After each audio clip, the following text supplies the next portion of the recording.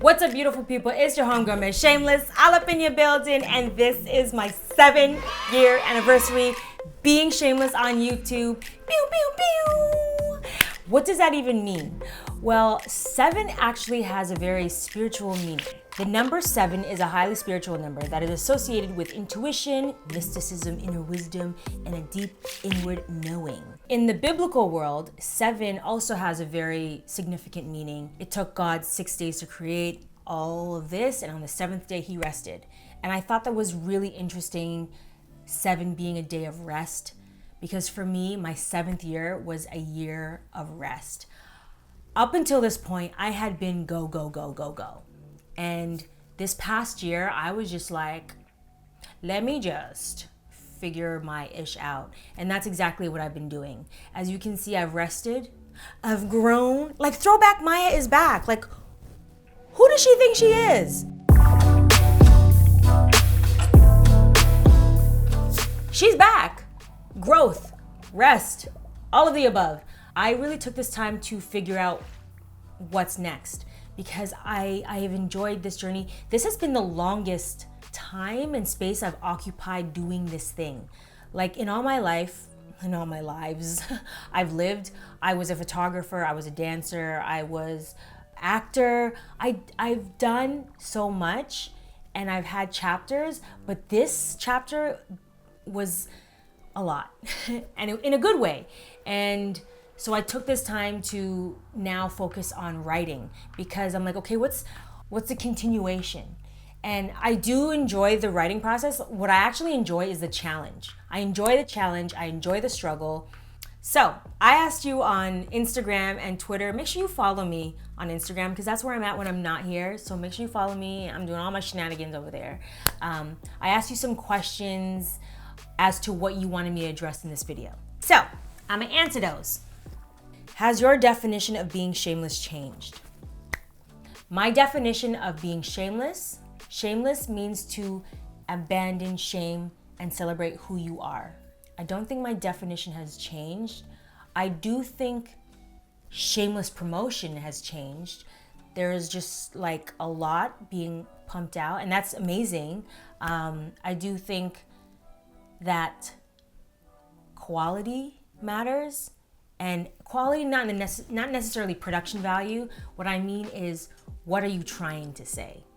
The quality of your word, the quality of the work, not the production, not the glitz and the glam, but what is it that you're trying to say? I think now more than ever that matters. I think there's a shift of like numbers and followers, and like, I hate the word authenticity, but truly, what is your perspective and how honest can you be?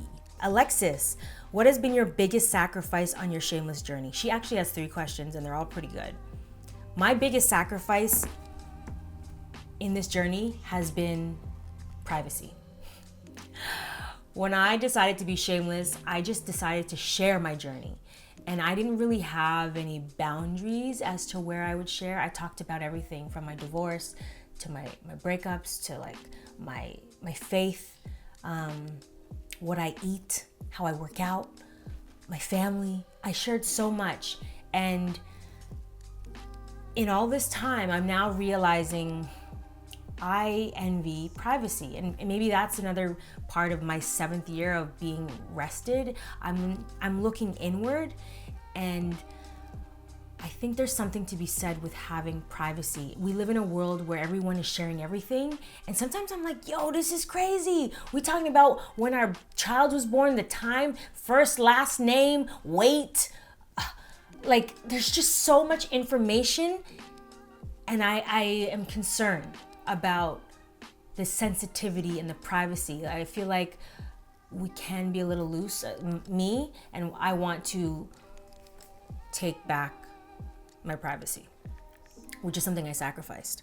As a multi-hyphenate, how did you decide on which passion to pursue fully? I just approached things in seasons. I was juggling photography and acting for the longest time. And I would just spend months on this one thing, then months I'd go back and forth. And I just really just followed my gut. I did what felt right. I didn't have you're gonna do this. Some people work best that way. For me, it's like a more of a feely thing. And YouTube was the one place that allowed me to take all my passions and combine it into one and do that here. So that's what I've been doing. Zhuzh, zhuzh, zhuzh, zhuzh. So I didn't really have to choose, or maybe I did, but I focused on seasons, because you can't do it all at once. You can do it all one at a time. Fragmented, segregated, dedicated. You have to dedicate your time into this thing, is what I'm saying. Which opportunity have you been the most surprised that YouTube provided? That's the one. Being able to take all my passions and put it into one. Up until this point, I started YouTube at 30, so you do the math. But she cute though. I mean, I don't know, mom, dad, thank you. Like, what? But up until this point, everyone had told me to pick one thing and focus. And I tried, and I would focus for seasons, but I could never pick one thing. YouTube was a space that allowed me to do whatever I want, whenever I wanted, however I wanted. And so I didn't realize that something that had been such a curse growing up turned out to be my biggest blessing. The fact that I found success in doing me. I didn't anticipate that. I'm so grateful for that. So thank you, YouTube. Arpita is asking, now in hindsight, what advice would you give to your younger self, the one who was just starting out with the YouTube channel? Nothing. Ignorance is bliss. Stop seeking information and validation and just do it. I meet a lot of people and they're like, do you have an advice? Sorry. Do you have advice? What should I do? This is my marketing plan. This is my strategy. Okay, that's one way to go about it. But me, you're talking to an artist. Just do it. Get out of your own way and just do it. I'm reading this amazing book, by the way, Feck Perfection. And he says a lot of the things that I've learned in this whole journey of being shameless. Should you strive for excellence? Of course. Pay attention to details? Yes. But never let perfect stop progress. You know what's better than perfect? Done. Done is better than perfect. Take those words and run. Because we can sit here, plan and strategize as long as you want, but you need to take the first step and go. Take the first step and make something happen. And figure it out as you go along. So take some time to figure it out, sure, but just take the first step. We're going to church. Shannon asks, how to stay true to yourself and be authentic despite what may be going around you on social media and despite what your audience may be asking for. How to stay true?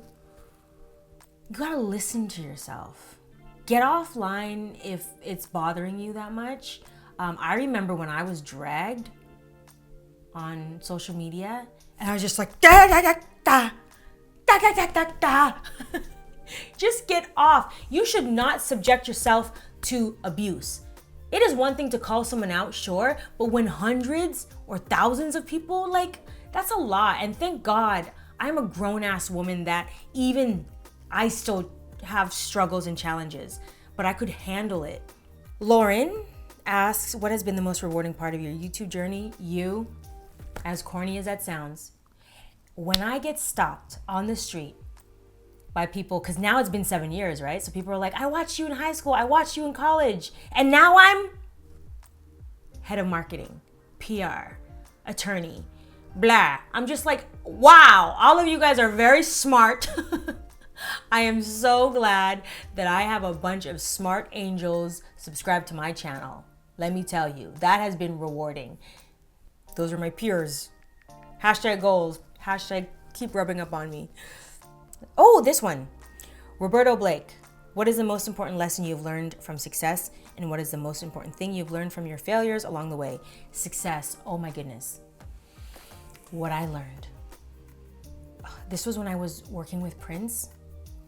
And this was the first time I had been in the presence of a legend and saw how they worked. I realized, yes, enjoy the work, create, but happiness.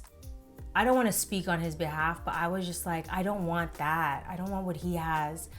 And it made me realize, like, damn, I am working so hard to get this thing and being isolated. I was nonstop. I would edit all night till 4 a.m, then wake up and then do it again. And I was just in my room by myself doing this.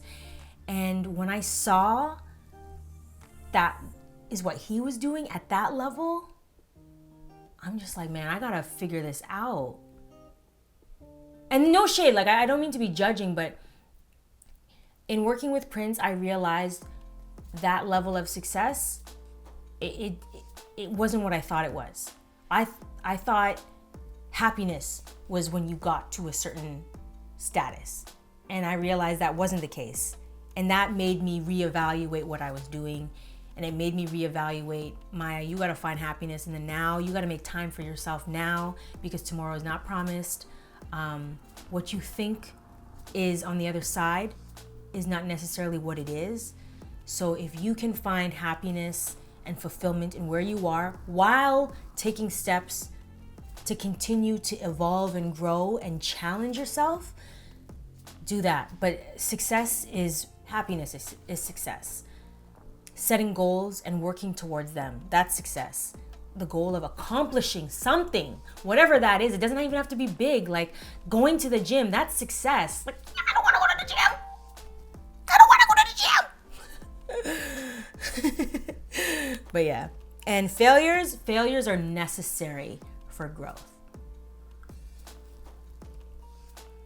I think one of my biggest failures online was my studio. I had a production office. I have a production. I don't have an office, but I realized being the sole investor of this machine, this company, was so much stress. And it took having to lose that to realize, oh, that's not what I truly want. I embraced the chapter and the experience, but I want to create, I want to make, and I want to do that like go. So it was a failure to me at the time, but now in retrospect, it was necessary. All failures are necessary. Failed relationships, it's just like, damn, it went like that, it went south like that. But then I learned something, and I'm applying that moving forward. I learned something about myself. And at the end of the day, I'm trying to be self-aware. I'm trying to be aware of everything, because I'm a being in a human body. We're spiritual people in this thing, and this thing is confusing as fuck. So I'm just trying to be aware. How does your life compare from when you first started your journey? Same, but different. Sure, it's like a bigger home, a different city, but it's the same thing. I still have challenges. I had challenges then, I still have challenges now. It's like that whole saying, more money, more problems. It's just the same, but different. I'm wiser. I will say that I'm wiser. That's how my life has changed. Do you think YouTube is dying down? Would it be worth starting a channel? I don't think YouTube is dying down. I think creators that have been in this space might be losing steam.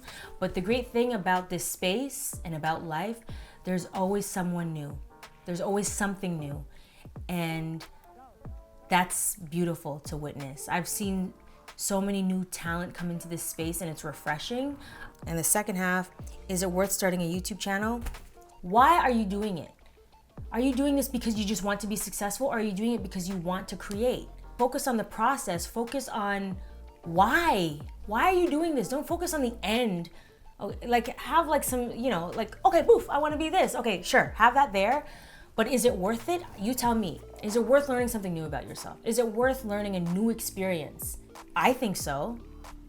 I think anything that's new is worth exploring, so long as it doesn't cost you your safety or somebody else's. Oh girl, I'm hungry. What's next for me? For me, the next chapter is writing.